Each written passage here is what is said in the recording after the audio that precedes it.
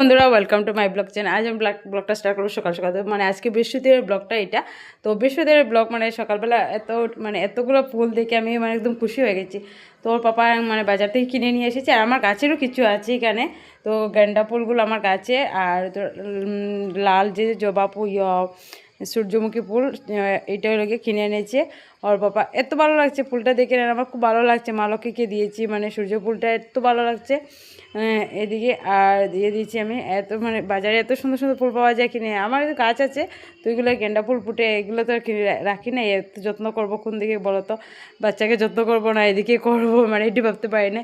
এখানে গাছের স্বপ্ন আমার অনেক দিন থেকে, কিন্তু আমি করতে পারি নাই। কিন্তু করবো, কারণ ওরা বড় হয়ে যাক, ওরা দুজন বড় হয়ে যাক, তো আমি করবো। আমার খুব ইচ্ছে গাছগুলো বড় করবো, খুব ভালো লাগে আমার গার্ডেন করতে। তো দুপুরে রান্না করব কি ভাবছি। তো আমার বাবার বাড়ি থেকে এসেছে মাগুর মাছ, ওরা পুষ্করিণীতে মাগুর মাছ মেরেছে। তো মাগুর মাছ দিয়ে আলু দিয়ে পাতলা ঝোল করেছি, আর ছেলের জন্য মাগুর মাছ ভাজা করেছি, আর বাঁশ মাছ চড়চড়া করেছি। আর সন্ধ্যার সময় চাটা খেয়ে নিয়েছি। আজকের জন্য এতটুকু, টাটা বাই বাই। কালকে